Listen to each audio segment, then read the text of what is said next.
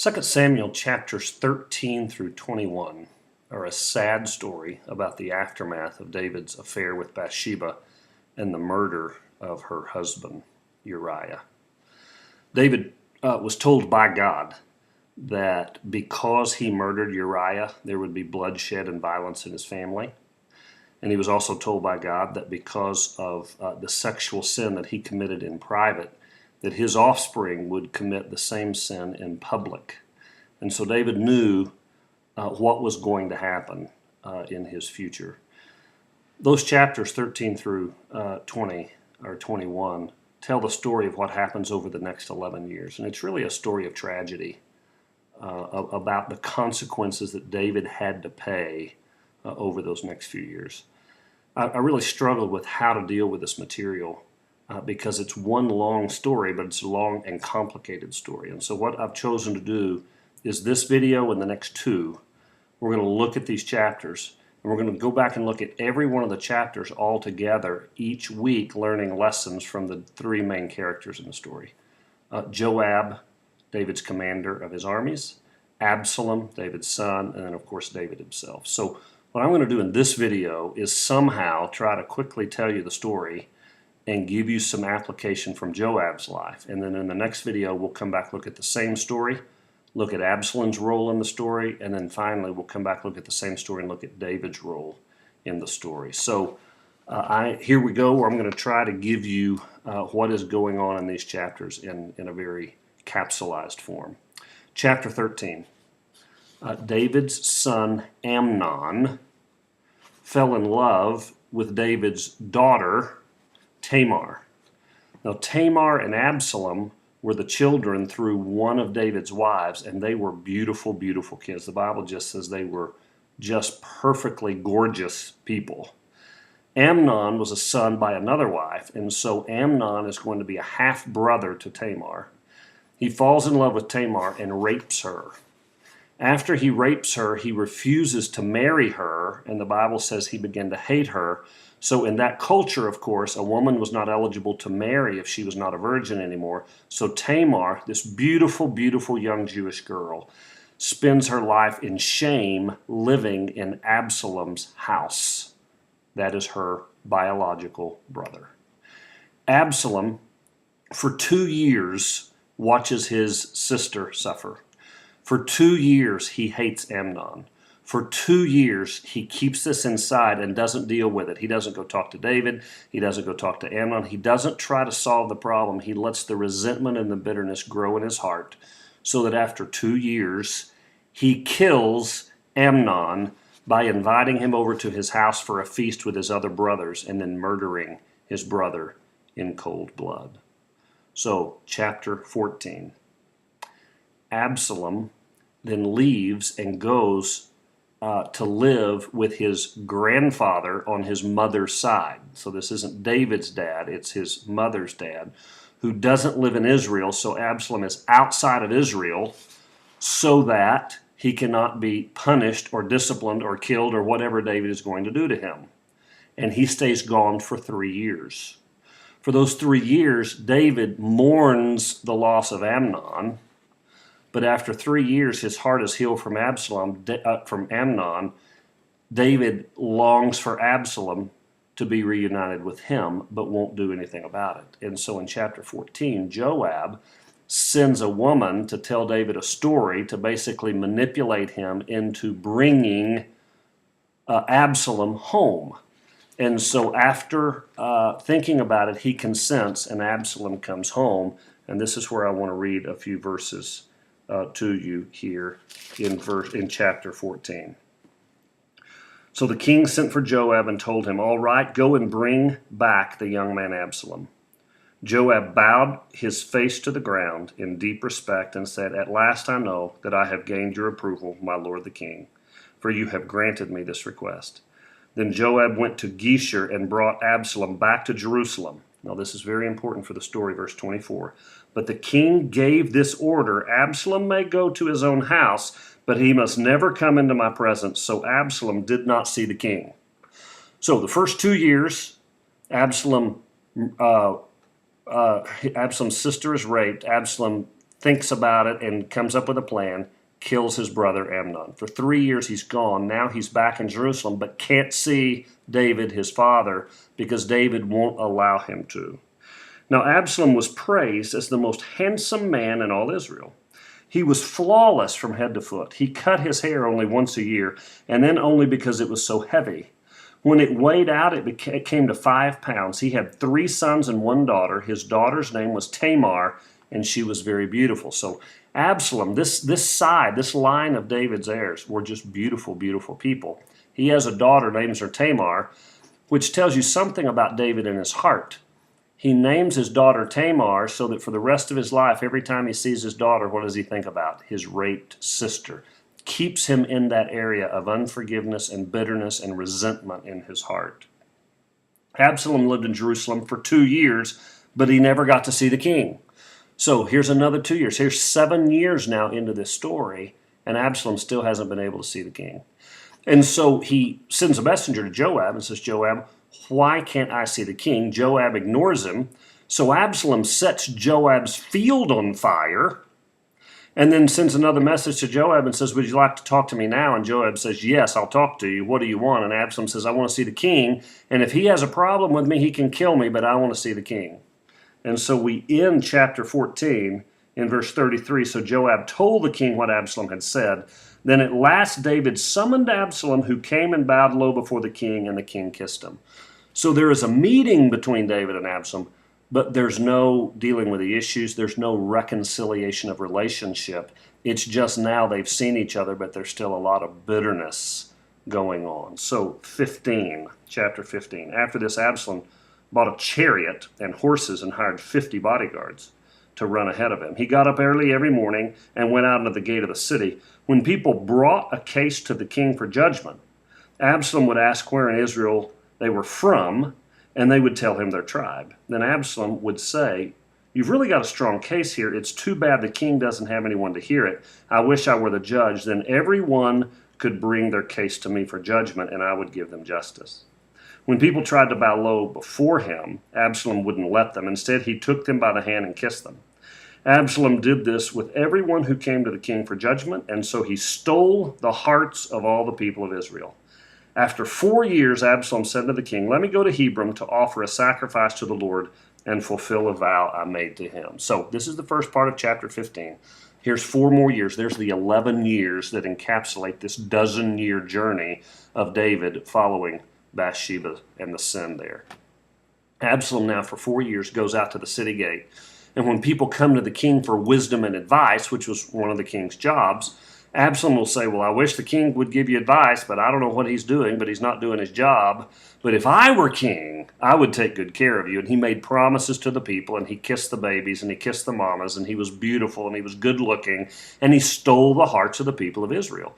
So that 4 years later, he says, hey, Dad, I'm going to go to Hebron to worship on the mountain. David says, go. When he gets to Hebron, Absalom sends out a letter to the 12 tribes and says, David's no longer your king. He's holed up in his palace not doing anything. You're ready for me to lead you, so let's go to Jerusalem. Let's take David out and make me your king.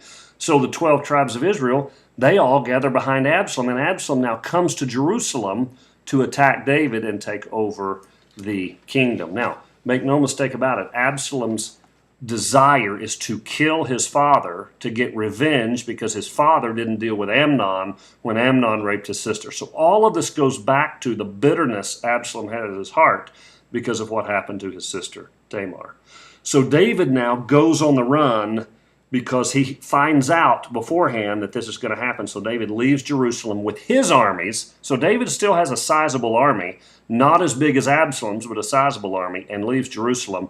Absalom now comes to Jerusalem to sit on the throne. Chapter 16. David leaves.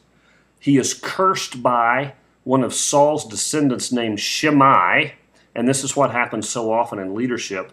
Once you're on the run, everybody who doesn't like you comes out of the woodwork and is quick to judge you and curse you and let you know all the things they don't like about you and hate about you.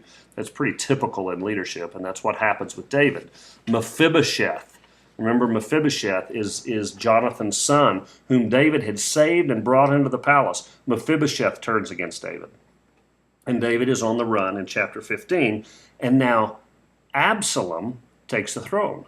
Now Absalom, for his advisor, hires a man named Ahithophel. Now Ahithophel was one of David's two advisors, and he leaves David, deserts David, and goes over to Absalom because he sees Absalom is now going to be king, and Ahithophel is not loyal to David. He just wants to go with whoever is in power. So Absalom asked Ahithophel, okay, I'm now king. What should be my first duty as king? And that's where we're going to take up reading in chapter 16, beginning in verse 20. Then Absalom turned to Ahithophel and asked him, what should I do next? Ahithophel told him, go and sleep with your father's concubines, for he has left them here to look after the palace.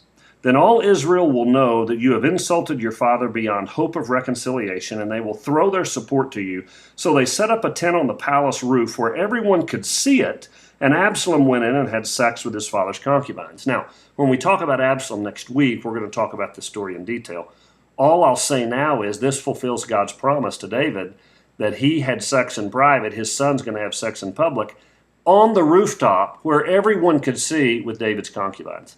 The most disturbing thing of this whole story is actually what comes next, because we wrap up chapter 16 and verse 23 when Absalom followed Ahithophel's advice, just as David had done. For every word Ahithophel spoke seemed as wise and as though it had come directly from the mouth of God. So Absalom is so sick that he hears that advice from Ahithophel and he thinks it's godly advice. And so he does exactly what Ahithophel tells him. Now there's another advisor named Hushai. And David sends Hushai to Jerusalem to be Absalom's second advisor. And David tells Hushai, I want you to go and give Absalom bad advice and then send messengers back to me to tell me what he decides to do so I can stay one step ahead of the game. And Hushai agrees to do that. So Hushai comes into the service of Absalom. So Absalom has Ahithophel, David's ex-advisor, who's really trying to advise him, but gives him lousy advice, obviously. Then you have Hushai, who is David's mole. He's sent into Absalom's camp so that he can find out what the battle plans are and how Absalom plans to kill David. And so now Absalom is about to come kill David. And so Ahithophel tells Absalom in chapter 17, here's what you need to do. We need to go after David right now. I'll go with the armies of Israel that are here already.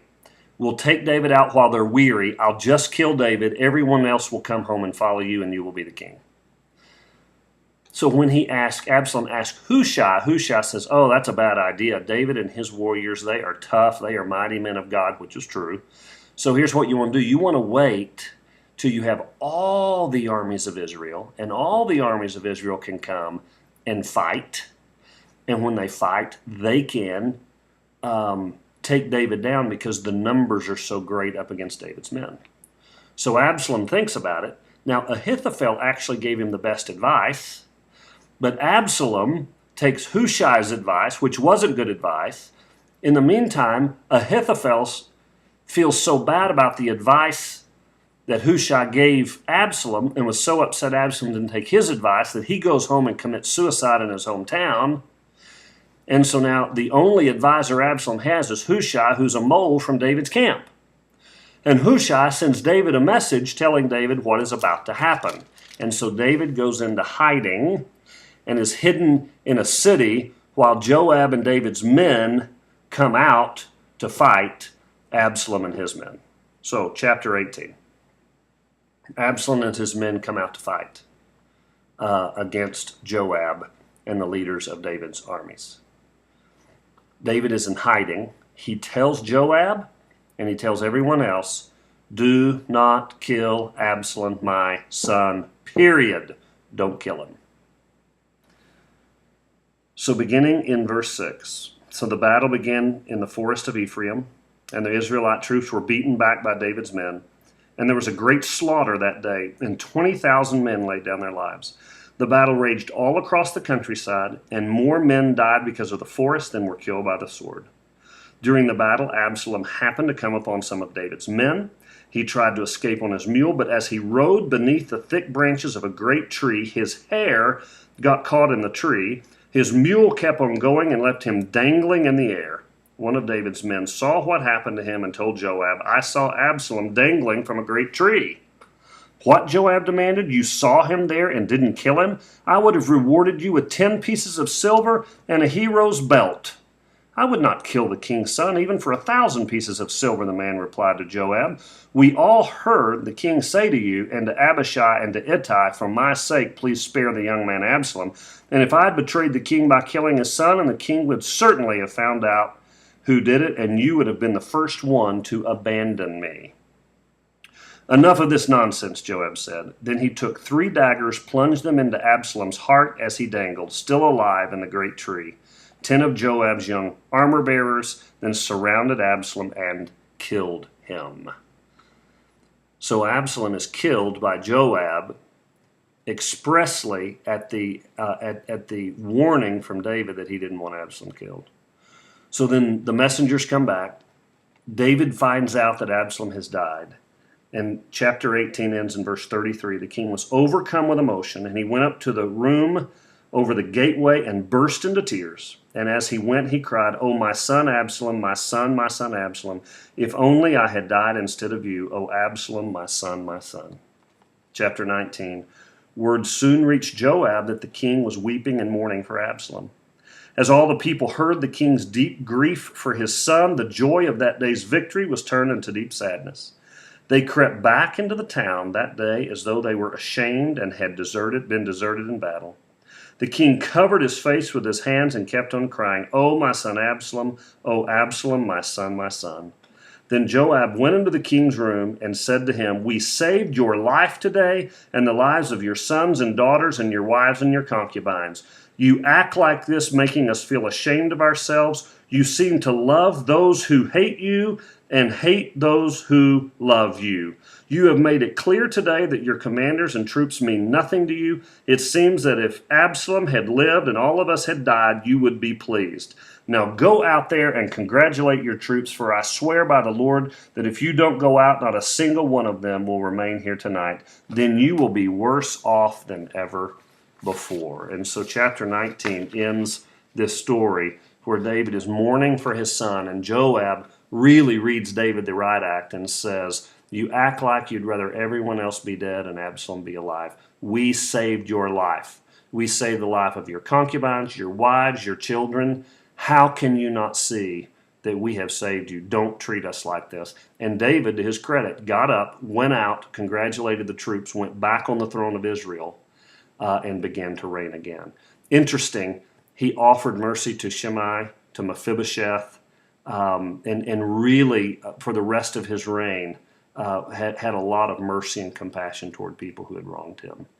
So that's the story about the aftermath of David's sin. And it was 11, really 12 years, a dozen years of just heartache and misery for that entire family. Really, really strong consequences for a decision that David made on a balcony one afternoon while his warriors were off at war. Sad story, tragic story. What I want to do here in just a few minutes that we have left in this video is talk to you about Joab's role in this story and lessons we learned.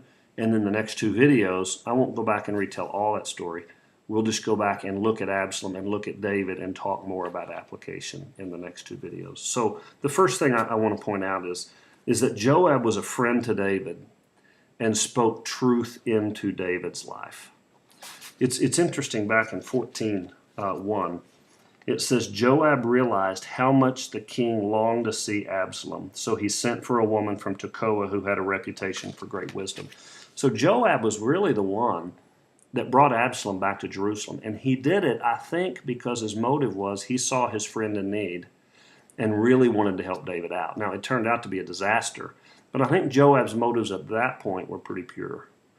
And he tried to orchestrate a conversation between Absalom and between David and make peace there. He really was David's friend, and at times, had David's best interest at heart. Now, not all the time, and he was ruthless, but he was a friend to David. And we see that more in chapter 19 than anywhere else because in chapter 19 is when Joab really talks truth into David's life.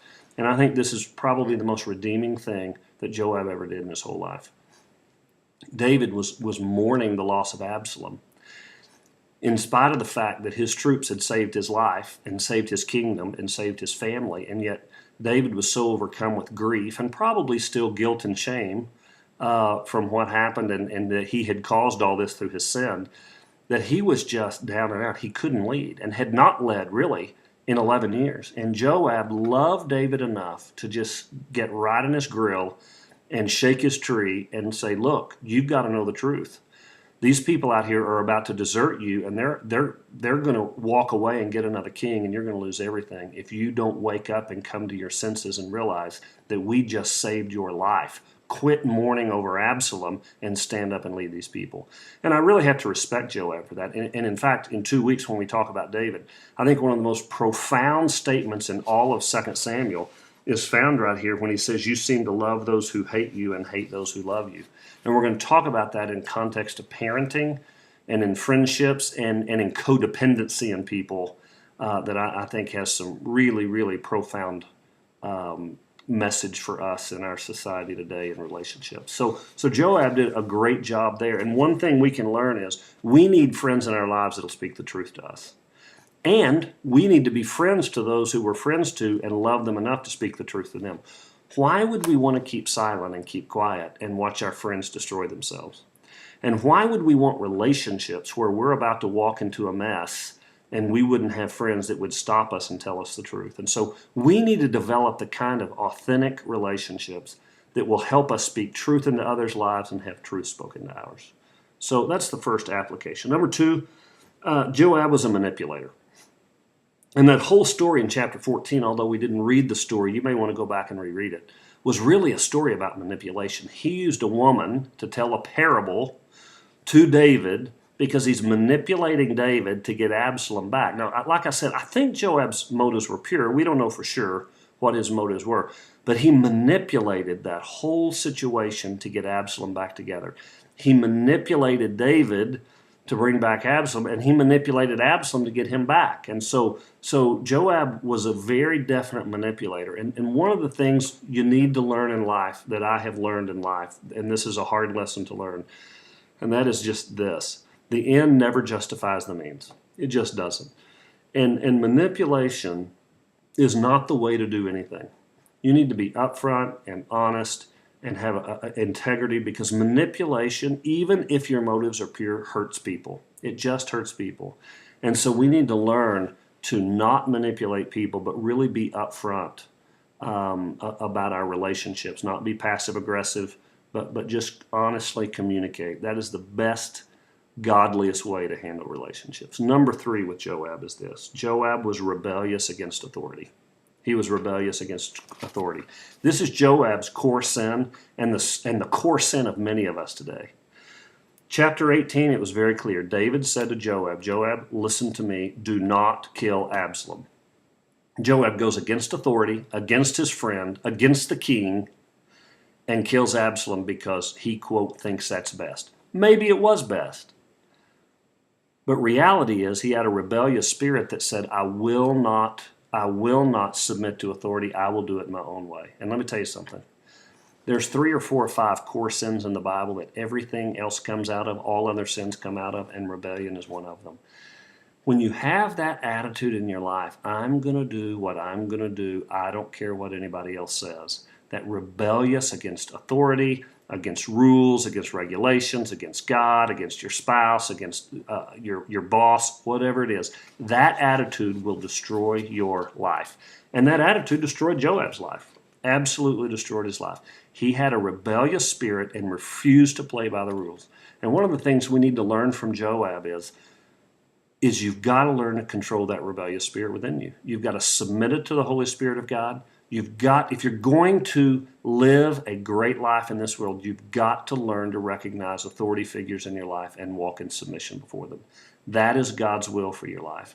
And anything other than that is going to cause pain and suffering in your life and those around you. And then finally, number 4, Joab would go to any lengths to keep his power. Because of what Joab did, David replaced Joab with Amasa, his first cousin, as the commanders of his armies. And so then in chapter 20, he sends Amasa out with the armies because they needed to control someone that had started revolt against him named Sheba. And so when we come down to verse 7, Abishai and Joab, together with the king's bodyguard and all the mighty warriors, set out from Jerusalem to go after Sheba. As they arrived at the great stone at Gibeon, Amasa met them. Joab was wearing his military tunic with a dagger strapped to his belt. As he stepped forward to greet Amasa, he slipped the dagger from its sheath. "How are you, my cousin?" Joab said, and took him by the beard with his right hand as though he were going to kiss him. Amasa didn't notice the dagger in his left hand, and Joab stabbed him in the stomach with it so that his insides gushed out onto the ground. Joab did not need to strike again, and Amasa soon died. Joab and his brother Abishai left him lying there and continued after Sheba. So Joab, in his rebellion, simply refused not to be in charge. And so when David put Amasa in charge, Joab went and murdered in cold blood Amasa to keep his position of power. And that's the last application here is sometimes people will go to any lengths to keep their power. And I've seen men destroy friendships with their best friend over power. I've seen divorces over power. I've seen parents and children not talk to each other over power. I have seen relationships destroyed, businesses destroyed, millions of dollars ruined, destroyed, gone, wasted, because people would go to any lengths to keep their power. One of the things we have to do as men and women of God is we have to learn to understand that God is in charge of all things. And when he puts us in position of authority, he has us there for a purpose. And when he removes us, he has a purpose in that too. And we must learn to accept by grace and faith the will of God for our lives. But too many of us fall in love with power, and then when it's taken away, we will do the most ungodly acts to try to hold on to our power, even in the church, even in the name of Christianity and Jesus. And so this final lesson is simply this. You need to focus, really focus on not allowing yourself to do sinful things to hold on to your power. If God takes away your power, accept it as the will of God and walk humbly before him. So that's the story, the tragic story of the aftermath. We'll pick up with Absalom in the next video, but hopefully you will take these 4 application points and apply them to your life as needed.